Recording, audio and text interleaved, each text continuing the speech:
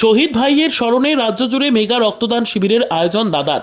গ্রীষ্মকালে সাধারণত সবথেকে বেশি রক্তের সংকট দেখা যায় রাজ্যের বিভিন্ন হাসপাতালে। গ্রীষ্মকালীন রক্ত সংকট মেটাতে শহীদ ভাইয়ের স্মরণে রাজ্য জুড়ে মেগা রক্তদান শিবিরের আয়োজন করলেন বীরভূম জেলা পরিষদের সভাধিপতি কাজল শেখ। ৫,০০০-এর বেশি ইউনিট রক্ত দেওয়ার উদ্যোগ রাজ্যের বিভিন্ন হাসপাতালকে। এদিন বীরভূমের নানুরের পাপুরি গ্রামে আলামিন মিশন প্রাঙ্গণে মেগা রক্তদান শিবিরের আয়োজন করা হয়। রাজ্যের বিভিন্ন বড় বড় মেডিকেল 10টি মেডিকেল কলেজের ব্লাড ব্যাংক থেকে ব্লাড নিতে এসেছেন এদিন।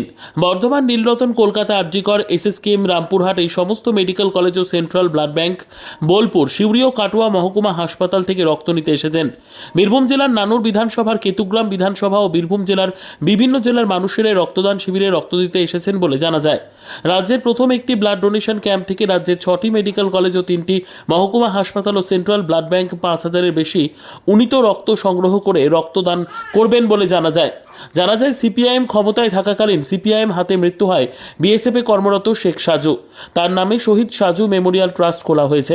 এই ট্রাস্টের উদ্যোগে মেগা রক্তদান শিবিরের আয়োজন করা হয়েছে। নানুর থেকে কার্তিক ভান্ডারীর রিপোর্ট, তারাপীঠ টিভি।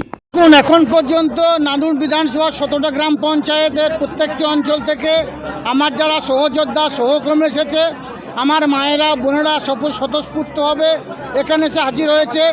কেতুগ্রাম বিধানসভার প্রত্যেকটি গ্রাম পঞ্চায়েত থেকে আমার সহযোদ্ধা সহকর্মী এসেছে। বীরভূম জেলার বিভিন্ন প্রান্ত থেকে আমার ভাইরা মায়েরা বোনেরা তারা এই মেগা ব্লাড ডোনেশন ক্যাম্পে এসে হাজির হয়েছে।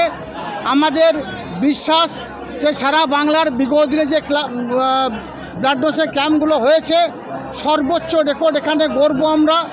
সেই পথেই এগোচ্ছে বর্তমানে ব্লাড ডোনেশন ক্যাম্প। এই ক্যাম্প বীরভূম জেলার 3টে সরকারি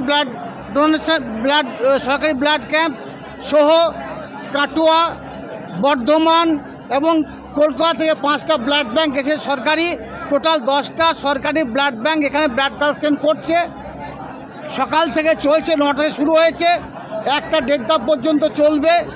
আমাদের বিশ্বাস 5,000 ইউনিট ব্লাড আমরা ডোনেট করব, সেই লক্ষ্য নিয়ে আমরা এগিয়ে যাচ্ছি।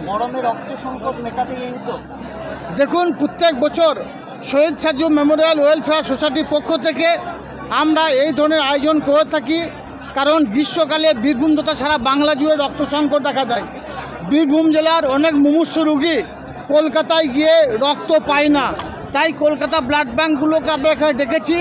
এখান থেকে তাদের আমরা আমাদের সাধ্যমতো রক্ত বা ব্লাড ডোনেট করব, যাতে আগামী দিনে বীরভূমের যেসব মুমূর্ষু রোগীরা কলকাতা গিয়ে রক্ত সংকটে পড়বে তাদের জন্য রক্ত সংকট মোচন ওই ব্লাড ব্যাঙ্কগুলো করে। কোন কোন ব্লাড সেন্টারে এগুলো পৌঁছাবে?